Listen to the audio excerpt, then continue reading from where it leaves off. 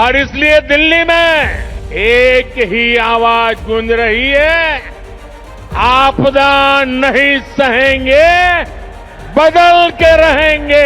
ದೆಹಲಿ ವಿಧಾನಸಭೆ ಚುನಾವಣಾ ಅಖಾಡ ದಿನೇ ದಿನೇ ರಂಗೇರ್ತಾ ಇದೆ. ಬಿಜೆಪಿಯ ಪರ ಚುನಾವಣಾ ಪ್ರಚಾರದಲ್ಲಿ ಭಾಗಿಯಾದ ಮೋದಿ ಆಡಳಿತಾರೂಢ ಆಪ್ ಮೇಲೆ ವಾಗ್ದಾಳಿಯನ್ನ ನಡೆಸಿದ್ರು. ಆಪ್ ಅಲ್ಲ, ಅದು ದೆಹಲಿಗೆ ಬಂದು ಆಪತ್ತು ತಂದಿದೆ ಅಂತ ಟೀಕೆ ಮಾಡಿದ್ರು. और आज लोग इन्हें आपदा कहते हैं, तो ये मुझ पर भड़क रहे हैं। देखिए तो सही क्या हाल बना रखा है दिल्ली का।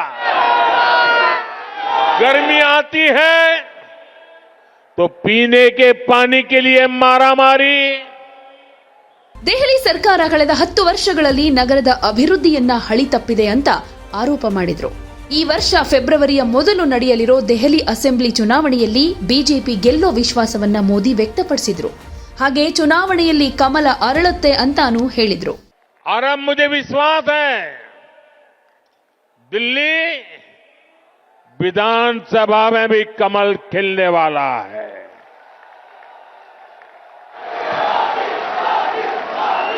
मैं दिल्ली भाजपा के सभी कर्मठ कार्यकर्ताओं से कहूंगा, पूरी निष्ठा के साथ दिल्ली के हर मतदाता से मिलिए, उन्हें आने वाले वर्षों के लिए भाजपा के संकल्प से परिचित कराइए। ದೆಹಲಿಯ ರೋಹಿಣಿಯಲ್ಲಿ ಸಾರ್ವಜನಿಕ ರ್ಯಾಲಿಯಲ್ಲಿ ಮಾತನಾಡಿರೋ ಮೋದಿ, ದೇಶವು ಬಿಜೆಪಿಯಲ್ಲಿ ತನ್ನ ನಂಬಿಕೆಯನ್ನು ತೋರಿಸ್ತಾ ಇದೆ. ಈಶಾನ್ಯದಲ್ಲಿ ಕಮಲ ಅರಳಿದ್ರೆ ಒಡಿಶಾದಲ್ಲಿ ಕಮಲ ಅರಳಿತು.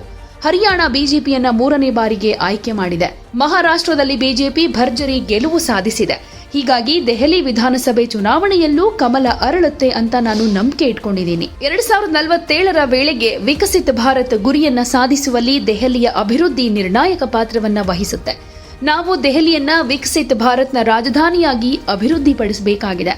ಹೀಗಾಗಿ ಬಿಜೆಪಿಗೆ ಒಂದು ಅವಕಾಶ ನೀಡುವಂತೆ ಜನರನ್ನ ಒತ್ತಾಯಿಸೋದಕ್ಕೆ ನಾನು ಇಲ್ಲಿಗೆ ಬಂದಿದ್ದೀನಿ.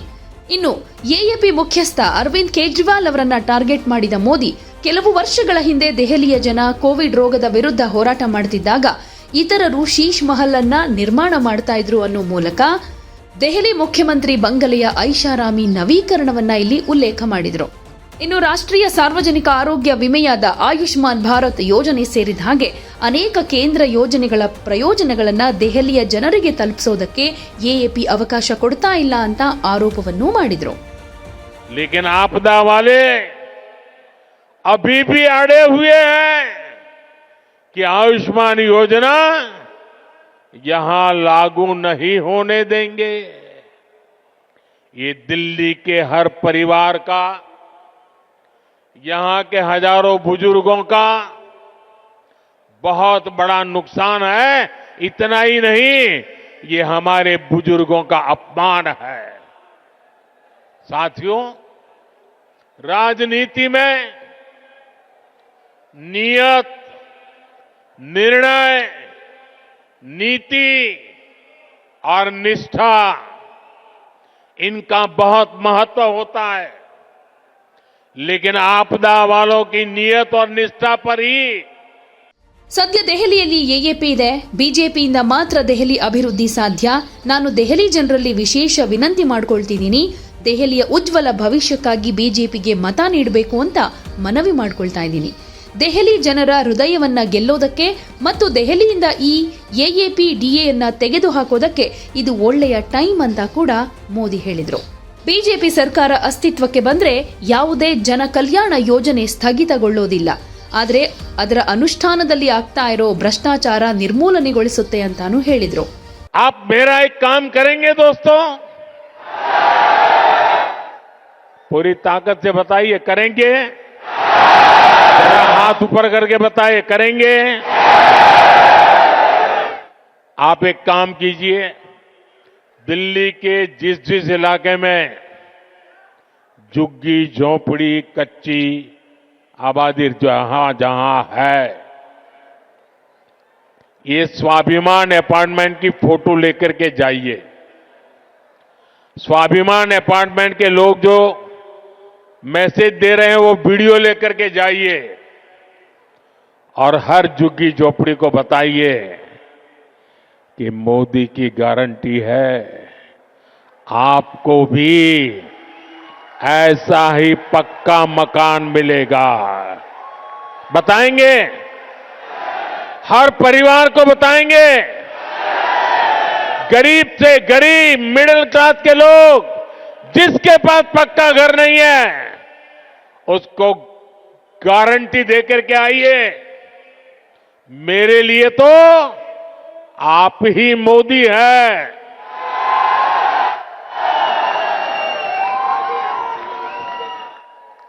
साथियों, यहां दिल्ली में देश के बड़े बड़े अस्पताल हैं। डीयू, जेएनयू, आईआईटी जैसे अनेक बड़े शिक्षण संस्थान हैं। ये भी केंद्र सरकार के जिम्मे है। ऐसे अनेक काम हैं जिन्हें केंद्र सरकार संभाल रही है। पूरी दिल्ली को भारत मंडपम पर गर्व है, यशोभूमि पर गर्व है। कर्तव्य पथ पर, नेशनल वॉर मेमोरियल पर आज दिल्ली के कितने ही परिवार, यानी एक प्रकार से वहां भरा रहता है। हजारों की तादाद में लोग आते हैं वहां। यानी दिल्ली में जितने भी बड़े बड़े काम हो रहे हैं, जो बहुत बड़ा खर्च होता है, बजट लगाया जाता है, वो यहां केंद्र सरकार करती है। और मुझे ये देखकर दुख होता है कि यहां आपदा वालों ने दिल्ली के 10 साल बर्बाद कर दिए।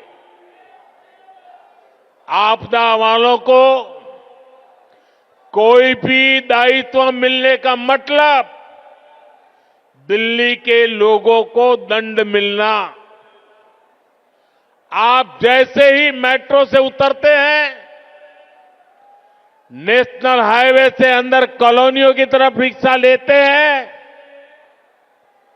तो हालत खराब हो जाती है। रोड में गड्ढे, गलियों में बहता सीवर का गंदा पानी, चारों तरफ गंदगी, दिल्ली का ये हाल बनाकर रख दिया है आपदा वालों ने। यहां पार्किंग के अभाव में आए दिन लड़ाई झगड़े होते हैं। आस पड़ोस का माहौल खराब होता है, तनाव रहता है। दिल्ली के अनेक इलाके हैं जहां कैब वाले, ऑटो वाले जाने से बचते हैं क्योंकि लंबा लंबा जाम रहता है।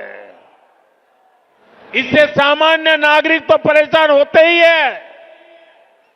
दिल्ली में जो लाखों दुकानदार है, जो व्यापारी कारोबारी है, वे साथी भी आपदा से तंग आ चुके हैं।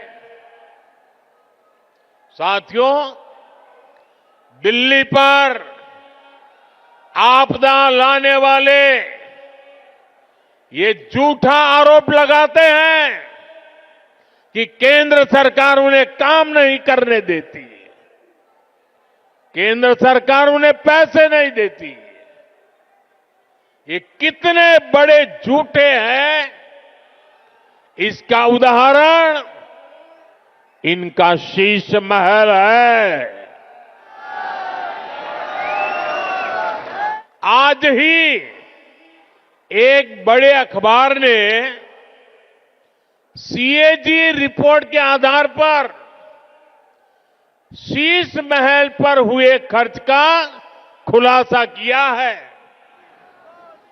और साथियों, आपको ये जानकर के पीड़ा होगी, दर्द होगा। अरे पूरे देश के लोग चौंक जाएंगे जब दिल्ली के लोग कोरोना से जूझ रहे थे, जब दिल्ली के लोग ऑक्सीजन और दवाओं के लिए भटक रहे थे, तब इन लोगों का पूरा फोकस अपना शीश महल बनवाने में था।